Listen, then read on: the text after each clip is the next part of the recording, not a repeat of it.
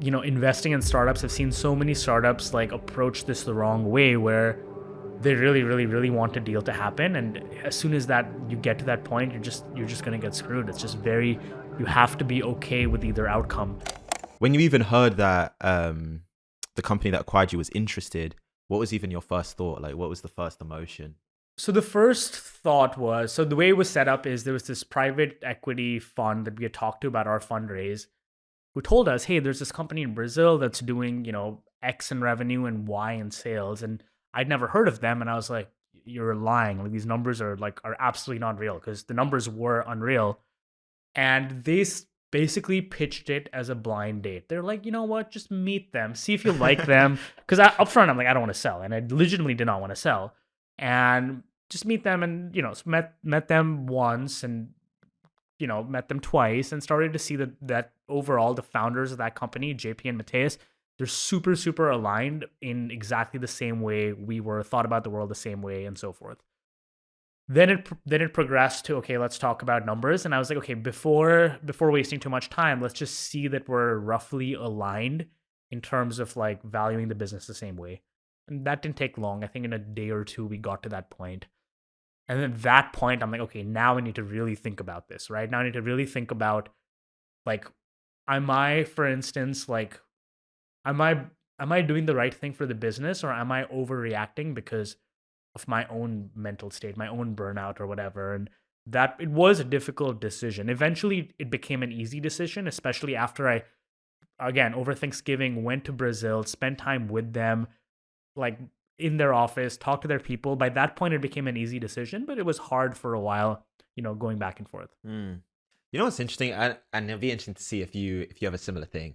I think in my own life, like when I'm trying to make a decision, or it feels like I'm making a big call, you kind of get to the point where it's like, you've done your pros and cons list.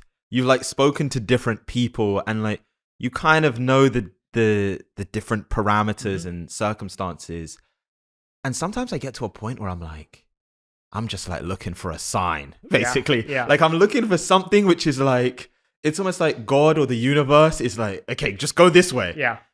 Did you get to a point with it? You said it was a difficult decision. Did you get to a point where it was like, I don't fucking know what to do? Like what? Yeah. Like what was the thing that like pushed it over the edge? Which was like, okay, this is the right move. I didn't care about the best price. I'm like, as long as this is like, an 80th percentile price, I'm fine with it.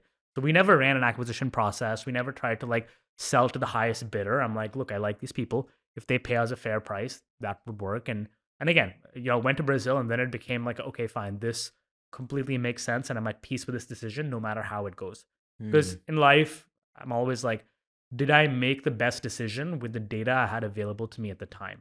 Because you can't be harsh on yourself on did I make the best decision in general, because you could get more data later that could, change it. So it's always like, with the data I have at the time, did I make the best decision? And by the time I was in Brazil, I felt comfortable that no matter which way this went, I was making the right decision with the data I had available up until that point. Yeah, no, I like that.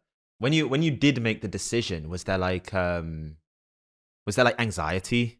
It was logistically the hardest thing in the world, because I couldn't tell anyone, right? Like there's months of an acquisition process.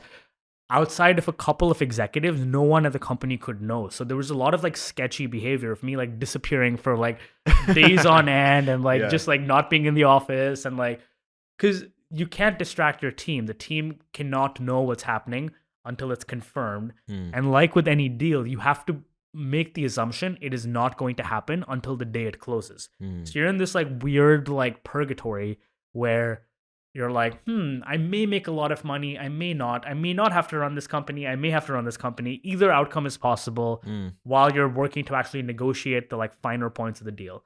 So logistically, it was really, really hard. But, and it took a while. It took 3-4 months until we finally got to the finish point, by which point, COVID was starting. So.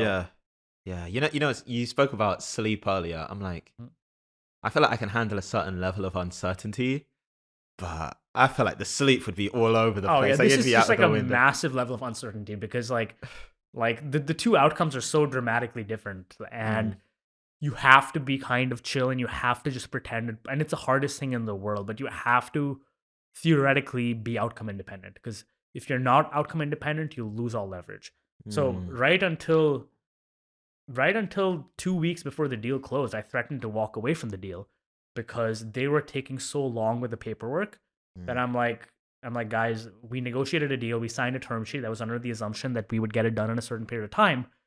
If not, I'm gonna at the very least ask to renegotiate. So that immediately like sprung them into action. They all came back to New York with the mandate of like not leaving until the deal was closed, and that's what we did. Yeah. So one of the things you said, which I want to key in on.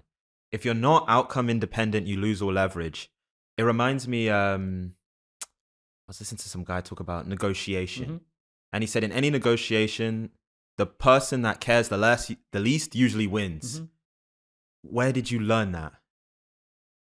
I think it's this school of life, right? You just Yeah. realize that it's and now like investing in startups. I've seen so many startups like approach this the wrong way where they really, really, really want a deal to happen, and as soon as that you get to that point, you're just gonna get screwed. It's just very Mm. you have to be okay with either outcome, or even if you're not, like lie to yourself, right? Like I mean, realistically, I'm sure by the end it would have been devastating to like not have the deal close, but I kept telling myself I don't care either way. Like we're prepared either way. But Mm. yeah, I'm sure a lot of it is also just what you tell yourself versus I don't think anyone can truly realistically actually be outcome independent. Yeah. But the closer you are to that, the more leverage you have. Yeah. No, the school of life. Yeah. Did you ever feel it the other way?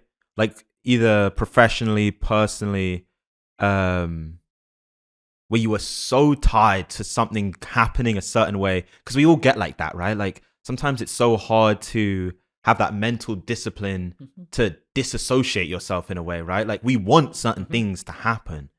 Um, I think the first fundraise for Teachable was like that, where I just really, really wanted it to happen. And it was bigger picture, not that bad. You talk about founders who've had, years of rejections. For us, I think it took about 2 months of rejections. mm, And I remember those stung like nothing because there you're not outcome independent. You need cash to like run the business. It's not like either yeah, outcome is fine. yeah, And there were a lot of like investors that were just the fucking worst. They were just like, like firstly, no one said no. Every like people would meet, it would go great. You're like, oh, this is amazing. And then mm, you'd never hear back.